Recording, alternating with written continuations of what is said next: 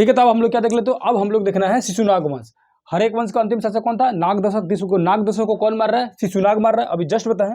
और किस वंश की स्थापना कर दे रहा है? शिशुनाग वंश की स्थापना कर दे रहा है। ये क्या किया ना, ये क्या किया, अपनी राजधानी को वैशाली लेके चला गया। देखो जो बिंबिसार था उसकी राजधानी, बिंबिसार जो था तो अपनी राजधानी कहाँ रखा था? राजगीर में। अजातशत्रु भी कहाँ रखा था? राजगीर में। उदयन था वो क्या किया? पाटलिपुत्र शहर बसाया और पाटलिपुत्र में अपनी राजधानी लेके चला गया। ये क्या किया, नागदशक जब राजा बना जो हर्यक वंश का था उसको मार दिया ये शिशुनाग। शिशुनाग कौन था? उसका सेनापति था। मार के शिशुनाग वंश की स्थापना कर दिया। और ये क्या किया, राजधानी लेके चला गया वैशाली में। कहाँ लेके चला गया? वैशाली में। यानी कि इसके समय राजधानी कहाँ थी? वैशाली में थी। इसको याद रखना है, ठीक है। उसके बाद इसी का शासक आ रहा है कालाशोक। कालाशोक क्या कर रहा है? राजधानी लेके चल जा रहा है पाटलिपुत्र में। कहाँ लेके जा रहा है? पाटलिपुत्र में। याद रखना, ये सब याद रखना है क्योंकि पूछ देता है किसके शासनकाल में राजधानी पाटलिपुत्र में थी। तो पाटलिपुत्र में किसके शासनकाल में थी? एक तो हर्यक वंश के किसके शासनकाल में? हर्यक वंश उदयन के शासनकाल में। और शिशुनाग वंश के कालाशोक के शासनकाल में जो राजधानी थी पाटलिपुत्र थी। इसके समय सेकंड बौद्ध संगीति हो रही है। देखो अजातशत्रु के समय में पहली बौद्ध संगीति हुई थी, वो बौद्ध संगीति वगैरह में बता भी चुके हैं कि अजातशत्रु के शासनकाल में पहली बौद्ध संगीति हुई थी राजगीर में 483 ईस्वी में हुई थी, ठीक है। और कौन कराता? महाकश्यप ने कराया था। ये सब चीजें डिटेल में बौद्ध धर्म में पढ़ा चुके हैं, ठीक है। उसको उतना बताने की जरूरत नहीं है। तो कालाशोक के शासनकाल में क्या हो रही है? सेकंड बौद्ध संगीति हो रही है, ठीक है। अब जो शिशुनाग वंश का अंतिम जो शासक आ रहा है नंदीवर्मन, इसकी हत्या कौन कर रहा है? महापद्मनंद। देखो हम बोले थे ना कि जिसका भी अंतिम शासक आएगा और मारने वाला का नाम उससे मिलता जुलता होगा, जैसे नंदीवर्मन, महापद्मनंद, नंदी, यानी कि शिशुनाग वंश का अंतिम शासक नंदीवर्मन, उसको मार कौन रहा है? उसी का सेनापति महापद्मनंद मार दे रहा है। मार के हत्या करके इनकी खत्म कर दे रहा है। और महापद्मनंद अपना एक वंश शुरू कर दे रहा है, नंदवंश शुरू कर दे रहा है और नंद वंश की स्थापना कर दे रहा है। तो महापद्मनंद किस वंश की स्थापना कर रहा है? नंद वंश की। अब नंद वंश में अनेक राजाओं आते हैं। सबसे पहले नंद वंश जो थे वो शूद्र जाति के थे। कौन से? शूद्र जाति के थे। कौन से जाति के? यहां देख सकते हैं शूद्र जाति के थे नंद वंश, ठीक है। और ये इनको राजपूतों से बड़ी जलन थी, बड़ी जलन थी। किसको जलन थी? याद रखना, नंद वंश को राजपूतों से बड़ी जलन थी। ये शूद्र जाति के थे, ठीक है। और ये इनको कहा जाता है सर्व छत्रांतक। छत्रांतक का मतलब होता है क्षत्रियों को मारने वाला। राजपूत को क्षत्रिय बोला जाता है, राजपूतों को क्या बोला जाता है? क्षत्रिय। तो ये क्या करता था ना, नंदवंश जो नंदवंश के जो शासक जितने भी थे उसमें से जो महापद्मनंद जो सबसे पहले वही जो स्थापना किया, वो अपने आप को बोलता था सर्व छत्रांतक, यानी कि हम क्षत्रियों के नाश करने वाले हैं, नाश करने वाले हैं हम, यानी शत्रुओं का विनाश करने वाले हैं, ठीक है। तो ये मतलब क्षत्रियों से बड़ा इसको जलन था, ठीक है। ये कलिंग पर आक्रमण करता है और कलिंग को जीत लेता है। कलिंग की विजय, जब कलिंग की विजय करता है, मतलब कलिंग पर जब विजय पाता है तो ये अपने आप को एकराट की उपाधि देता है, यानी बोलता है हम एकराट है। यानी एकराट की उपाधि कब देता है? कलिंग की विजय की बात देता है। और कौन देता है? महापद्मनंद अपने आप को एकराट की उपाधि देता है कलिंग विजय के उपलक्ष्य में, ठीक है। उसके बाद कलिंग में ये क्या करता है? नहर वगैरह का निर्माण करता है, ठीक है। कलिंग में क्या किया? नहर का निर्माण किया। देखो ये छोटे छोटे पॉइंट है, एग्जाम वगैरह में सीधे पूछ देते हैं। कलिंग में नहरों का निर्माण किसने किया था? किस वंश ने किया था? तो नंद वंश को महापद्मनंद है, ठीक है। कलिंग विजय में एकराट की उपाधि किसकी है? तो महापद्मनंद की, ठीक है। उसके बाद इसका जो अंतिम शासक है घनानंद। इसका नंद वंश का अंतिम शासक कौन है? घनानंद। घनानंद की एक छोटी सी कहानी सुन लो। घनानंद के समय में क्या हुआ? विदेशी आक्रमण हो गया। ये सिकंदर, इसके बारे में जो अभी पढ़ाएंगे, ये सिकंदर, यानी कि घनानंद शासन कर रहे हैं। ये सब चीज कहाँ शासन कर रहे हैं? मगध में शासन कर रहे हैं। बिहार के धरती मगध पर शासन कर रहे कि नहीं कर रहे हैं? शुरू से बताते आ रहे हैं मगध पर, क्योंकि ये भी अपने मगध के क्षेत्र में अपना राजपाट कर रहे हैं, ठीक है। तो उस समय क्या हुआ ना, बाहरी से विदेशी आक्रमण शुरू हो गया।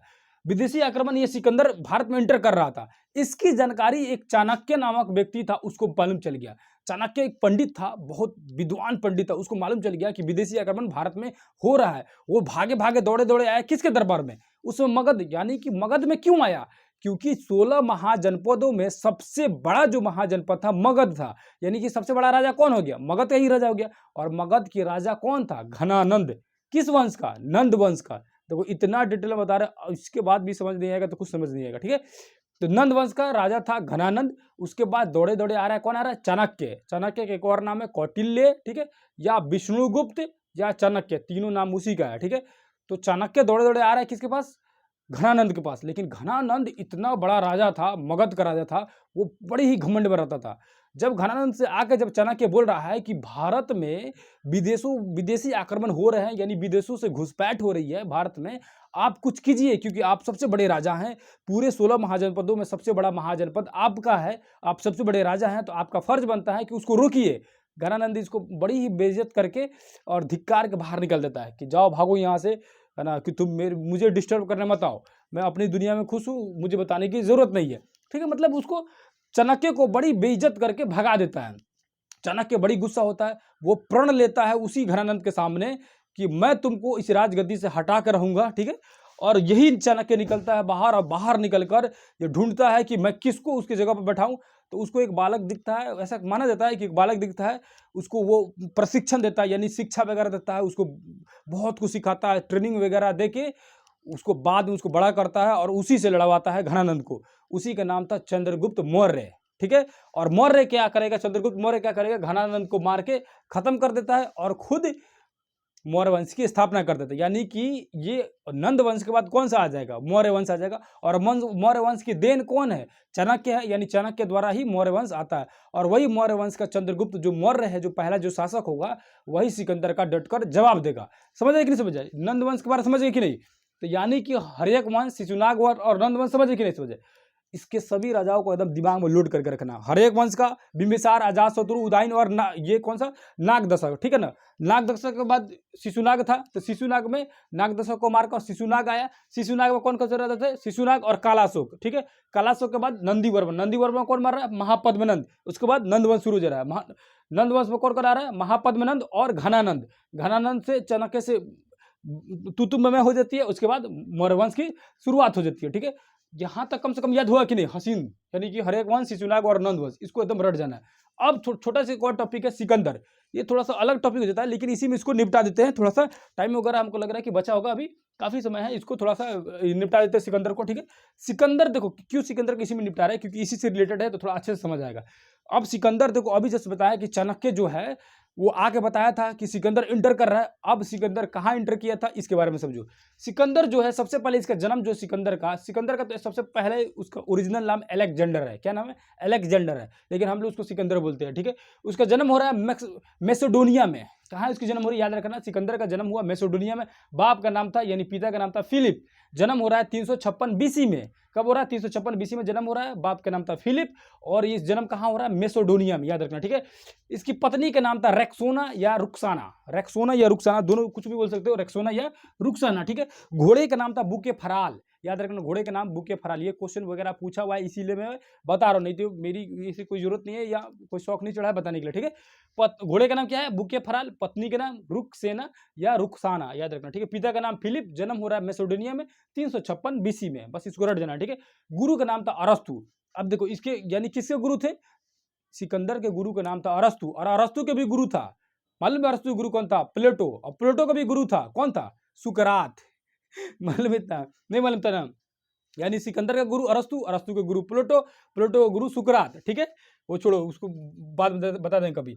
गंधार के राजा अंबिक, जब वो गंधार क्षेत्र में बताए थे कि जब भारत का जो मैप वगैरह में जब तुमको समझाए थे कि भारत के ऊपर का ये कौन सा क्षेत्र होगी, ये कश्मीर वगैरह क्षेत्र होगी, यही जो क्षेत्र है इसी को बोलते हैं गंधार क्षेत्र। यहीं पे तक्षशिला, अभी जो पाकिस्तान में वर्तमान में पाकिस्तान क्षेत्र में, यानी कि सिकंदर जो है किस तरफ से आ रहा था, तो ये अफगानिस्तान से होते हुए पाकिस्तान के क्षेत्र से आ रहा था। क्योंकि पाकिस्तान वगैरह तो भारत में पहले ही था ना, तो ये अफगानिस्तान से एंटर किया। और अफगानिस्तान में जो पर्वत वाला सेशन पढ़ा है उसमें बताया कि हिंदू कुश पर्वत है अफगानिस्तान में, उसी हिंदू कुश पर्वत को पार करके आता है कौन, सिकंदर आता है। और आते हुए गंधार के जो राजा थे, बताया अभी कि पाकिस्तान वाला जो क्षेत्र है उसी को बोला जाता है गंधार, वहीं पे है तक्षशिला। तो यानी तक्षशिला के जो राजा थे अंबिक, उनको क्या करता है, आते उनको बोलता है कि आप लड़िएगा कि आप अपना मतलब आत्मसमर्पण करते हैं। ये बोलता है कि हम आत्मसमर्पण करते हैं, नहीं लड़ेंगे आपसे। तो यानी अंबिक जो राजा है खुद को सरेंडर कर देते हैं सिकंदर के सामने। अब क्या है, उसके बाद थोड़ा सा और आगे बढ़ता है, तो देखते हो जैसे आगे बढ़ेगा तो पंजाब क्षेत्र आ जाए कि नहीं भारत में।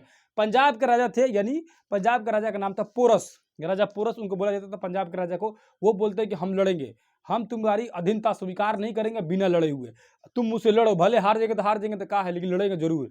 तो जो पोरस थे वो हिम्मत दिखाए अपनी और सिकंदर से लड़े, लेकिन बाद में हार गए। हालांकि लेकिन सिकंदर इनकी बहादुरी देखकर बड़ा खुश हुआ और इनको अपना मित्र बना लिया, ठीक है, मित्र बना लिया। अब जो सिकंदर जो है वो लड़ाई जो कर रहा है वो नदी थी झेलम नदी किनारे, नदी वगैरह भी सब चीज पढ़ा चुके हैं, भारत की नदियों को डिटेल पढ़ा चुके हैं, बिहार की नदी भी पढ़ा चुके हैं, विश्व की नदियों भी पढ़ा चुके हैं। जो बच्चे नहीं देखे होंगे ना, कुछ समझ नहीं आ रहा है कि झेलम नदी कहाँ है।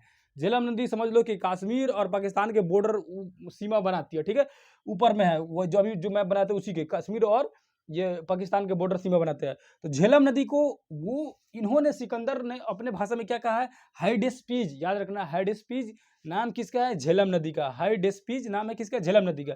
326 में ये कांड वहां पे हो रही है, यानी लड़ाई वगैरह हो रही है। झेलम नदी को पार करके पंजाब में आकर पोरस राजा से आक्रमण होता है, युद्ध वगैरह होता है, पोरस राजा हार जाते हैं और मित्र बन जाते हैं।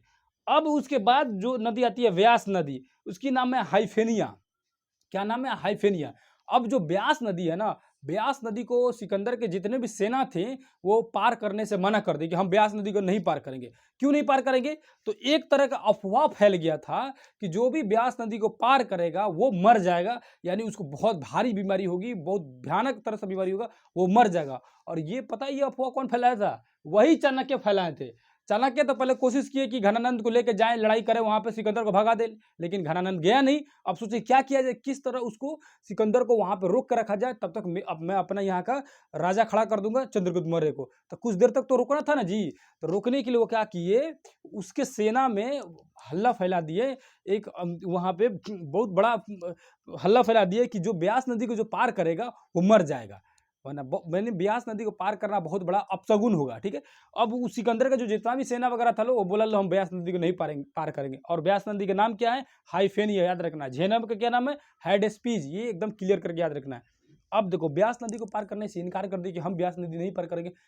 सिकंदर बड़ी कोशिश किया, बड़ी मोटिवेट किया अपने सेना को, लेकिन बोला ना नहीं ये पार करेंगे, हम काहे पार करेंगे, मर जाएंगे।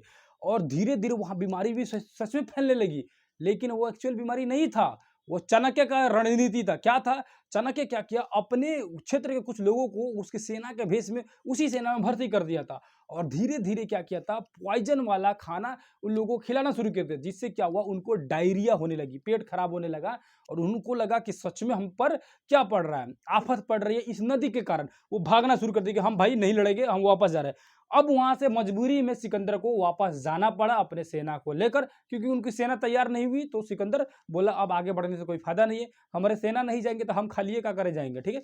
सिकंदर वहां से वापस लौट गया, कहाँ चला गया, इराक में चला गया। इराक के एक क्षेत्र है बेबीलोन, बेबीलोन की झूलती हुई बाग भी 7 अजूबे में से एक फेमस है, याद रखना, ठीक है। तो बेबीलोन में गया, बेबीलोन में गया, वहीं पर इसको डायरिया, सिकंदर की बहुत ज़्यादा हो गई थी, तो डायरिया के कारण इसकी बेबीलोन में ही 323 बीसी में मृत्यु हो जा रही है।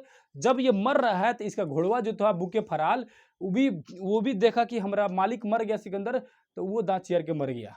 मतलब कि बुके फराल जो था वो भी अपने मालिक को देखकर मर गया, यानी कि घोड़ा और सिकंदर दोनों बेबीलोन में मर गए। बेबीलोन जो क्षेत्र है वो क्यों फेमस है आज भी, क्योंकि वहां पे झूलती हुई बाग है, बेबीलोन की झूलती हुई बाग 7 अजूबे में से एक है, इसको याद रखना, ठीक है। अब ये मर जाता है वहां पे, लेकिन इसका सेनापति जो था सिकंदर का, उसका नाम था सेल्यूकस निकेटर। थल सेनापति था सेल्यूकस निकेटर, और एक जल सेनापति था, नियाकर्स नाम था, उसको छोड़ दो, बस थल सेनापति था सेल्यूकस निकेटर। ये ससुरा नहीं गया, ये बोला ब्यास नदी का है, हम सतलज ब्यास कोनो नदी पार करके जाएंगे, लड़ेंगे। ये ससुरा नहीं गया। और कुछ अब मान लो सेनापति था तो इसके भी मानने वाले कुछ सेना वगैरह होंगे, सैनिक वगैरह होंगे, तो सैनिक इसके जो सपोर्टर थे वो रुक गए, बोले कि ना जी इतना दूर आए हैं, खलिए जाएंगे, लड़के जाएंगे, तो वो रुक गया। अब इसके बारे में मौर्य वंश से पढ़ाएंगे, क्योंकि ये सेल्यूकस निकेटर यहाँ रुक रहा है और उधर मगध में मौर्य का शासन आने वाला है, ठीक है। तो मौर्य का शासनकाल और सेल्यूकस निकेटर को आपस में धड़ाक से लड़ा दिया जाएगा और आगे पढ़ा जाएगा, ठीक है। क्या किया जाएगा, तो सेल्यूकस निकेटर के बारे में पढ़ना, यहाँ सिकंदर को समझिएगा। अब सिकंदर भारत में आया क्यों था आक्रमण करने के लिए, यहाँ को उसको सुना था कि यहाँ का बढ़ई जो है बड़ी जबरदस्त है, तो ससुरा बढ़ई के लिए आया था, और साथ साथ में यहाँ के हाथी लेने आया था, क्योंकि जाना तो यहाँ हाथी बड़ी जबरदस्त आया था, ठीक है। तो इनको अच्छे तरह से भारत के बारे में जानकारी नहीं थी, यहाँ के मौसम के बारे में जानकारी नहीं थी। यहाँ का सेना आया तो थोड़ा मौसम वगैरह चेंज हुआ तो बीमार पड़ने लगे, बीमार पड़ के मर गए, और अफवाह भी बहुत भयानक फैल गया था, चाणक्य द्वारा फैलाया गया था, ठीक है। तो हम लोग क्या समझ गए, आज हम लोग ये हरेक वंश, शिशुनाग वंश, नंद वंश और सिकंदर के बारे में डिटेल से समझ गए। थोड़ा सा वीडियो लंबा हो गया, लेकिन इसमें ध्यान से देखेंगे तो बहुत बड़े टॉपिक को निपटा लिया गया है। आगे वाले चैप्टर में हम लोग क्या पढ़ेंगे, मौर्य वंश को पढ़ लेंगे। मौर्य वंश में सेल्यूकस निकेटर को लड़ा दिया जाएगा, खत्म कर दीजिएगा उनकी कहानी। नेक्स्ट उसी तरह आगे पढ़ते जाएगा। कहीं भी आपको किसी भी तरह का प्रॉब्लम हो रहा है तो कमेंट कर जरूर बताएं कि आपको प्रॉब्लम हो रही है। इस तरह का वीडियो कैसे लग रहा है आप जरूर बताइए। अगर वीडियो आपको अच्छा लग रहा है तो चैनल को जरूर सब्सक्राइब करें। जो नए बच्चे हैं वो चैनल को सब्सक्राइब करें और ज़्यादा से ज़्यादा बच्चों के पास शेयर कीजिए। ज़्यादा से ज़्यादा बच्चों को जोड़ते रहिए ताकि सारे बच्चे इसकी फ़ायदा उठा सके। बेहतर तरीके से इसी तरीके से पढ़ाया जाएगा। आपको समझ आ रहा है कि नहीं आ रहा है आप जरूर बताएं, ठीक है।